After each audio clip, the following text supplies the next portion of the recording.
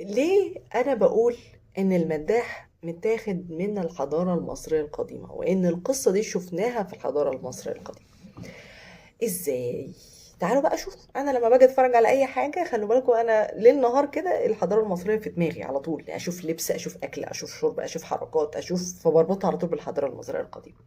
فلما لقيت الحتة اللي هو الفلاش باك ان هما بيرجعوا ان في قوة شر وقوة خير، وان هم عبارة عن ناس من قديم الازل كل شوية جسدهم بيتغير وبيدخلوا جوه اشخاص ويبتدوا ان هم يحاربوا الخير والشر والكلام اللي احنا اساسا عارفينه. المداح كان باباه اساسا شغال في السحر، وان هم نسلهم بيدوا الطاقات دي لاولادهم ولاحفادهم، وان حتى ابن المداح هياخد من الصفات الروحية اللي عند المداح، وإن المداح أصلا الصفات اللي فيه بسبب باباه، وإن باباه كان يعرف في السحر. القصة دي موجودة في الحضارة المصرية القديمة، موجودة، وموجودة بطريقة دينية كمان، يعني هما كانوا مؤمنين بهذه القصة. القصة دي تتلخص في حكاية الساحر ساتني. من هو الساحر ساتني؟ ساتني اللي هو خا مواس، ابن الملك رمسيس الثاني، خا موسى زي ما بيقولوا. وفي كمان هو معنى اسمه خائم واسط، المشرق في طيبة، لأن طيبة زمان كان اسمها واسط، فهو اسمه كده. خائم واسط ده أو خائم واسط ده كان أول مرمم في الحضارة المصرية القديمة. يعني إيه؟ يعني باباه كلفه إن هو يعيد ترميم كل المعابد وكل الآثار وكل حاجة يقدر يرممها في فترة رمسيس الثاني. وده السبب ان رمسيس الثاني استولى على الكثير من الاثار بسبب هذه المرحله. هو ما اسمهاش استيلاء، هو بس حط اسمه على الاثار كنوع من انواع ان هو بيقول لك انا عملت كده، مش سرقه من مبدأ السرقه، لا هو شاف ان هو من حقه تمن تعبه وعرقه ان هو ياخد بعض التماثيل ليه. فشايفين انتوا المواضيع بتتعرف ازاي؟ فهو خاموس وهو بيرمم جذبته ايه؟ جذبته الحضاره المصريه القديمه. يا جماعه دي حقيقه، لان الحضاره المصريه القديمه كانت مش مجرد معابد ومسلات والكلام ده كله، الموضوع اكبر من كده بكتير. اللي جذب خامواس الكتب الدينيه والقصص الدينيه، فقعد يقرا في الكتب الدينيه دي لعده اسباب، من ضمنها عشان يعرف الديانه المصريه القديمه، وفي نفس الوقت يدور على كتاب تحوت اللي هو كان هيموت ومغرم ان هو يلاقيه، ومش هو بس، كان خوفه وكان في واحد قبله كده.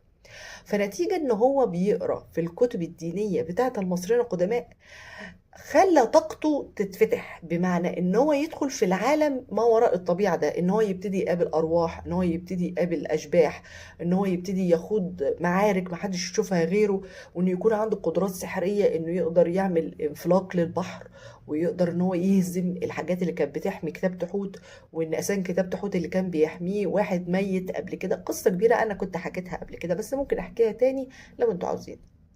فنتيجة للي عمله خاموس ده هو بقى عنده قدرات سحرية، بقى جامد يعني، وكمان خلف ولد في هذه القدرات السحرية اللي هو مين؟ اللي هو سي أوزير. سي أوزير ده كان ابن خاموس ويعتبر حفيد رمسيس الثاني.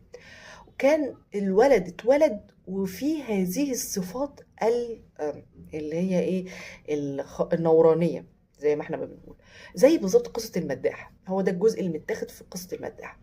فسي اوزير ده هيبقى عنده قوة خارقة أكبر من باباه اللي هو خاموس، وإنه كمان كان بياخد باباه في العالم الآخر والعالم السفلي اللي هو يشبه عندنا حتة البعراج. فهو خده ووراه عذاب الآخرة والناس هتتعذب ازاي وهيتعذبوا عن ايه ومش عارفه ايه، فهو عايز يوري باباه ان هو فيه قوة خارقة. احنا عندنا القصص بتاعة السحر ساتني في قصص كتير بس ما بقاش غير اتنين. اشمعنى الاتنين دول هم اللي بقوا؟ لان هم دول اللي المصريين القدماء حبوهم وكتبوهم في كتاب الموتى في العصر اليوناني والروماني، ففضلت معانا لغايه هذه المرحله، لان الكتابات بتتبادل ومن عصر يرمموها لعصر اقدم والكلام اللي انتوا عارفينه. فبقى عندنا القصه الاولى اللي هي الساحر ساتني اللي هو خاموس، لما ابنه سي اوزير هياخده ويبتدي يوريه الدنيا والاخره وعذاب الاخره والجنة والنار وقاعة أوزير وكده. ده الجزء التاني بقى اللي هو الخاص بالمعركة اللي حصلت ما بين سي أوزير وما بين ساحر كوش، اللي بسبب الموضوع ده ساحر كوش خفى الملك رمسيس التاني وكان لازم يبرزوا سي أوزير.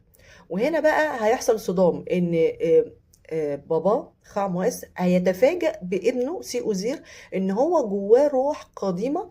الروح القديمة دي بتطلع كل شوية للساحر الكوشي. يعني الساحر الكوشي ده هو فيه روح قديمة. الروح القديمة دي الشريرة كل شوية بتدخل جوه جسد حد وتبتدي تسخره ليه، وكذلك الروح الطيبة. فلما الروح الشريرة دي بتعاد تجسيدها مرة أخرى، بيحصل إيه؟ إن الروح الطيبة دي بتيجي تتجسد ليها كمان عشان تقدر تحارب الروح الشريرة. فلما الروح الشريرة تجسدت في الساحر الكوشي، كان لازم الروح الطيبة تتجسد في مين؟ في سي أوزير اللي هو حفيد خامويس. وهيحصل هنا مبارزة. مبارزة بالإيه يا نيرفانا؟ مبارزة بالعصيان. م? مش جاي عندكم بحاجه مبارزه العصيان دي؟ يا جماعه، مبارزه العصيان ان الساحر الكوشي يبتدي يحط عصايه تتحول لثعبان، اذا سيوزير يحط عصايه تانية اقوى، وهكذا، ويحصل المبارزه ما بين الاتنين دول بالمين اللي هو هيهزم التاني بالتعبان الاكبر. شبه قصه دينيه عندنا.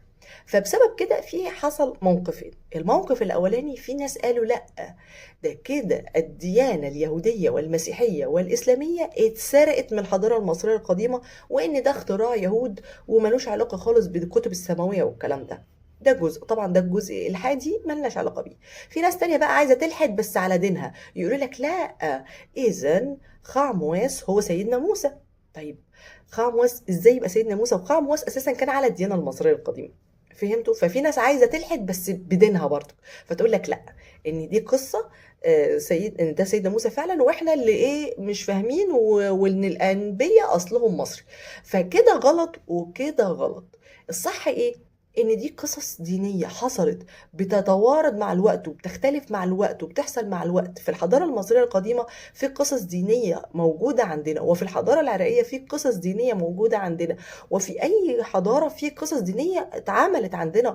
ليه؟ لان المصدر واحد وهو ربنا سبحانه وتعالى. فالمهم نرجع لمرجوعنا.